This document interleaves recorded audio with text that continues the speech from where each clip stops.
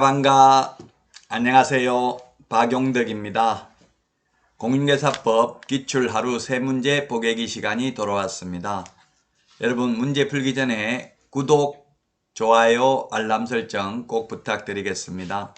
자, 그러면 문제 풀어보도록 하겠습니다. 17회 8번 문제입니다.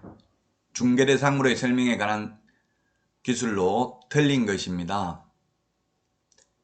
1번 시장 군수구청장은 장기 일반 민간임대주택 중 아파트를 임대하는 민간 매입임대주택 또는 단기 민간임대주택에 대하여 임대사업자가 임대 의무기간 내에 등록 말소를 신청하는 경우 임차인의 동의가 없는 경우에도 등록을 말소할 수 있다 했는데 이 말이 틀렸네요.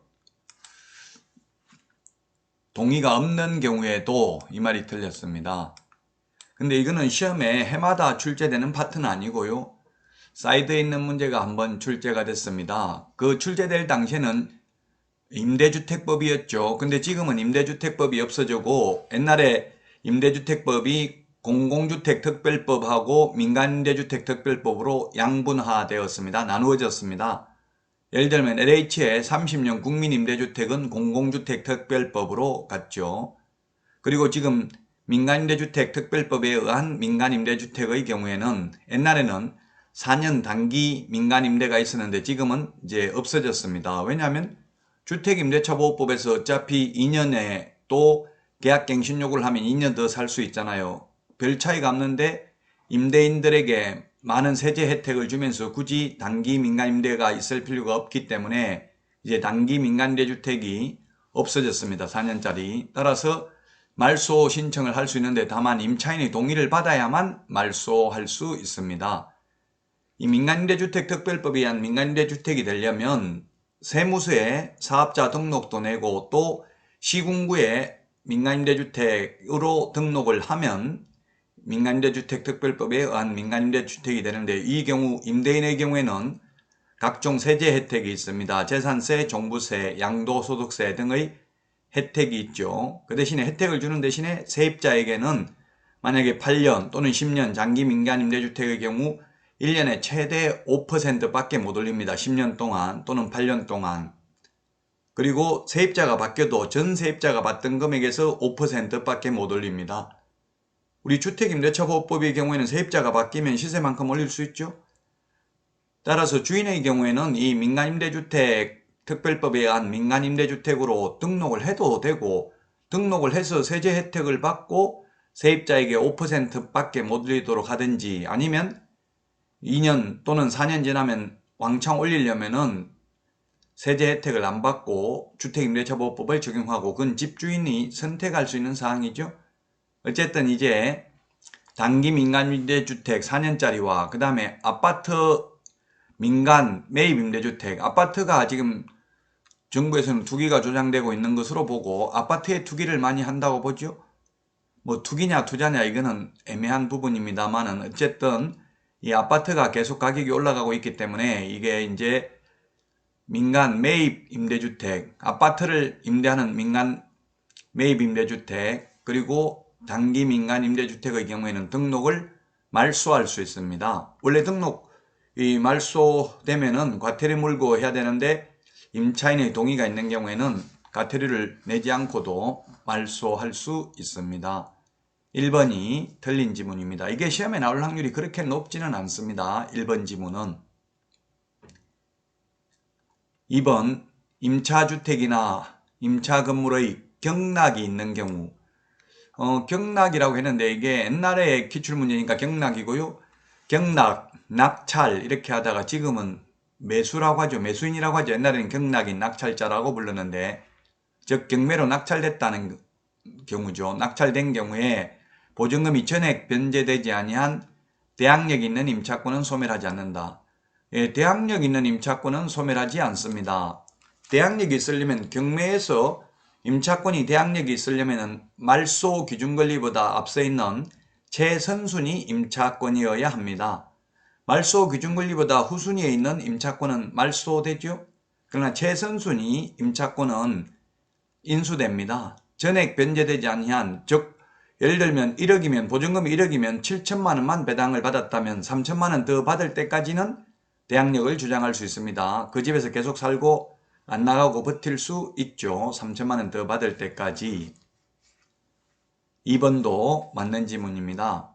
대항력이 있는 경우에만 소멸하지 않고 인수됩니다. 인수되는 권리가 유치권, 분묘기지권, 법정지상권이 있고요. 그 다음에 무조건 말소되는 게 뭐가 있느냐면 저당권, 건저당권, 담보가등기, 압류, 가압류는 무조건 말소됩니다. 이 무조건 말소되는 5개 권리 중에서 가장 앞서 있는 권리를 말소 기준 권리라고 합니다. 이 말소 기준 권리보다 앞서 있는 전세권, 임차권, 지상권, 지역권, 환매권, 가처분 등기, 소유권 이전 청구권, 보전가 등기 이런 것들은 말소 기준 권리보다 선순위면 인수되고 말소 기준 권리보다 후순위면 말소된다는 것을 기억하시면 되겠습니다. 경매에서 이 권리 분석이 중요하죠. 소재되는 권리, 소멸되는 권리, 인수되는 권리 꼭 구분을 하시기 바랍니다. 인수되는 권리는 다시 한번 말씀드리면 유치권인데 유치권은 경매 신청 기입 등기 전까지 점유는 하고 있어야 됩니다. 그 다음에 분묘기지권, 법정지상권입니다. 우리 유명한 양평 흑염소 사건이 있었죠. 분묘기지권. 분묘기지권이 있는 땅을 경매로 낙찰받아도 그 묘를 강제로 이장시킬 수는 없다는 이야기입니다. 그 다음에 무조건 소멸되는 권리가 건저당권, 저당권, 담보가등기, 압류, 가압류다. 이 무조건 소멸되는 것 중에서 가장 앞에 있는 권리를 말소 기준 권리라 하고 이 말소 기준 권리보다 앞서 있는 전세권, 임차권 등은 인수되고 말소 기준 권리보다 뒤에 있으면 말소됩니다. 다만 최선순위 전세권이라 하더라도 전세권자가 배당 요구를 하면 그 전세권은 말소됩니다. 3번 부동산 실권리자 명의등기에 관한 법률은 명신탁의 약정을 무효로 하고 있으며 이 경우 무효는 제3자에게 대항하지 못한다. 이때 제3자라고 하면 선악을 불문하고 제3자를 말합니다. 악의 제3자든 선의의 제3자든 모두 대항하지 못합니다. 다만 제3자가 수탁자의 배의 명의에 적극 가담한 경우에는 무효가 되죠. 부동산 실권리자 명의등기에 관한 법률은 민사특별법에 즉 민법시험에는 한 문제가 반드시 출제가 되고요. 공인중개사법에서는 해마다 출제되는 것은 아닙니다. 4번 공동주택관리규약. 이 우리 17회 시험에서는 공동주택관리규약이 공동주택 주택법에 있었습니다. 주택법에 공동주택관리령이라는 게 있었는데 지금은 공동주택관리법으로 분리됐습니다. 따라서 이게 시험에 출제될 확률은 이것도 극히 희박하다고는 봐야 됩니다. 공동주택관리규약은 입주자 등의 지위를 승계한 사람에 대해서도 그 효력이 있다. 당연하죠. 예를 들어서 아파트 팔았으면 매수인도 당연히 공동주택관리규약은 지켜야 됩니다. 지금은 공동주택관리법에서 규정하고 있고요. 그 다음에 5번 정비사업의 시행으로 인하여 임차권의 설정 목적을 달성할 수 없는 때에는 임차권자는 계약을 해지할 수 있다. 그렇습니다. 도시 및 주거환경정비법에 규정되어 있는 내용이죠. 정비사업 시행으로 임차권 설정 목적을 달성할 수 없는 경우, 더 이상 살 수 없는 경우에는 임차권자, 임차인이 계약을 해지할 수 있습니다. 따라서 틀린 것은 1번 지문인데 이게 시험에 나올 확률은 그렇게 높지 않습니다. 진짜 그야말로 여러 개 법률을 지금 다 물은 거죠. 굉장히 어려운 문제가 되겠습니다. 시험이 40문제가 나오면 어떻게 출제하냐면은 쉬운 문제 30%, 난이도 중이 40%, 난이도 상이 30% 이렇게 출제가 됩니다. 여러분들이 쉽게 합격하려면은 난이도가 어려운 거는 포기할 것은 전혀 도저히 모르는 거는 포기해도 됩니다. 100점 받아야 되는 게 아니잖아요. 60점만 받으면 되니까 너무 어렵고 도저히 모르는 거라면 여러분들은 그런 것은 과감하게 버려도 됩니다. 이를테면 학개론에 계산하는 문제가 있으면 그 계산하는 문제는 쉬운 사람에게는 굉장히 쉽고 어려운 사람에게는 포기해야 됩니다. 지금 전혀 모르는데 지금 수학적 기초를 배워가지고 계산하는 것은 거의 불가능하다고 보셔야만 되겠습니다. 해설을 보도록 하겠습니다. 1번인데 민간임대주택 특별법 제6조 1항 11호에 있는데 임차인의 동의가 있는 경우에 이제 단기 민간임대주택, 그 다음에 아파트를 임대하는 민간 매입임대주택 이런 경우는 말소, 등록을 말소할 수 있습니다. 단 임차인의 동의가 있어야 됩니다. 따라서 1번이 틀린 질문이고요. 그 다음에 2번은 임차권은 임차주택에 대하여 민사집행법에 의한 경매가 행하여진 경우에는 그 임차주택의 경락, 지금은 매각이라고 하죠. 매각에 의하여 소멸합니다. 다만 보증금이 전액 변제되지 아니한 대항력 있는 임차권은 그러하지 아니하다. 대항력 있는 임차권에 인수되는데 이때 대항력이 있다는 말은 최선순위 임차권이어야 합니다. 즉 말소 기준권리보다 앞서 있는 경우에만 대항력이 있고 말소 기준권리보다 뒤에 있는 임차권은 대항력이 없습니다. 그 다음에 3번 부동산 실권리자 명의등기에 관한 법률 제4조에 보면 명의신탁 약정은 무효로 하고 그로 인한 물권 변동 효력도 무효로 한다. 다만 그러한 무효는 선악을 불문하고 제3자에게는 대항할 수 없다. 다만 제3자가 수탁자의 배임행위에 적극 가담한 경우에는 그러하지 아니합니다. 그 다음에 공동주택관리규약은 입주자 등의 지위를 승계한 사람에 대해서도 효력이 있다. 공동주택관리법 18조에 있고요. 그 다음에 정비사업 시행으로 지상권, 전세권 또는 임차권의 설정 목적을 달성할 수 없는 때에는 그 권리자는 계약을 해지할 수 있다는 말이 도시 및 주거환경정비법 70조 1항에 규정되어 있습니다. 자, 그러면 다음 문제 살펴보도록 하겠습니다. 17회 9번 문제입니다. 개업공개사가 대한민국 내의 토지를 취득하는 경우 옛날에는 외국인 토지법에 이었을 때는 토지만 해당이 되었습니다. 토지를 취득하는 경우에만 적용이 되었었는데 지금은 토지뿐만 아니라 건축물, 입주권, 분양권도 적용됩니다. 옛날에는 외국인 토지법이었죠. 17회만 해도. 지금은 외국인 토지법이 부동산 거래 신고 등에 관한 법률로 통폐합되었기 때문에 부동산 등을 취득하는 경우에 신고해야 되고요. 허가는 토지만 허가받습니다. 틀린 것입니다. 틀린 것. 자, 틀린 것을 묻고 있는데 틀린 것인지 옳은 것인지 이걸 잘 봐야 되겠죠. 1번 외국인이 야생생물 특별보호구역에서는 허가를 받아야 된다. 예, 군문자야 우리 이렇게 암기를 했죠. 우리 암기 프린터 27번에 있는데 군문자야 허가받아야 되는 거. 군사기지 및 군사시설 보호구역. 그 다음에 2번에 있는 것처럼 문화재 보호구역. 군문자야.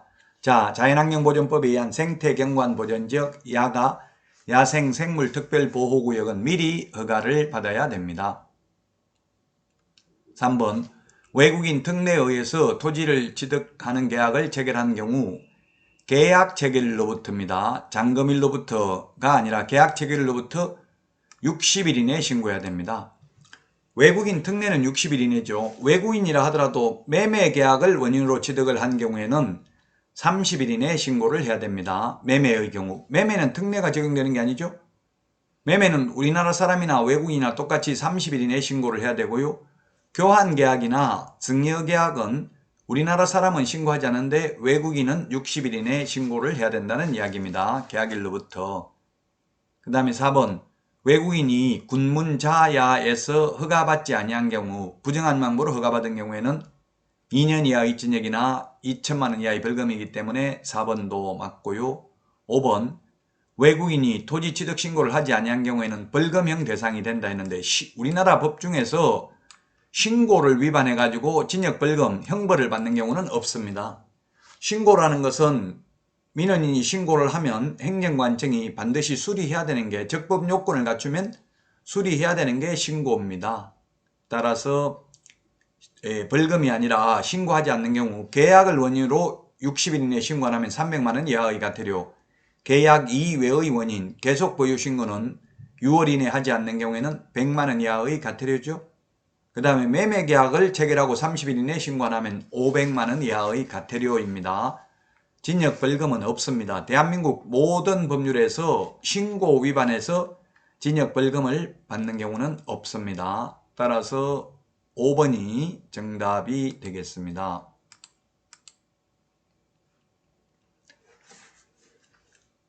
5번, 신고를 위반한 경우에는 과태료다. 계약을 원인으로 신고하지 않는 경우는 300만 원 이하의 과태료, 계약 이외의 원인이나 계속 보유 신고는 100만 원 이하의 과태료, 매매 계약의 경우는 특례가 적용되는 게 아니기 때문에 500만 원 이하의 과태료, 허가를 위반하면 2년 이하의 징역이나 2천만 원 이하의 벌금에 해당이 됩니다. 다음 문제 보겠습니다. 10번인데 옳은 것입니다. 옳은 것인데 우리 공인중개사법에서 가장 어려운 파트가 사실은 이 용어정의와 중개대상물입니다. 용어정의와 중개대상물. 용어정의와 중개대상물은 이게 관념적인 것이기 때문에 굉장히 어렵습니다. 이건 해석상의 문제니까 논란의 여지가 있다. 옳은 것을 주의해야 되고요. 다 판례입니다. 자, 1번 아파트 분양 예정자로 선정될 수 있는 지위를 가리키는 아파트 입주권은 중개대상물인 건물에 해당되는 것으로 보기 어렵다. 그렇습니다. 이게 입주권, 분양권이 시험에 출제됐었는데요. 동호수가 특정된 분양권은 중개대상물입니다. 2번에 있는 것처럼 동호수가 특정된 아파트 분양권은 미래의 건축물입니다.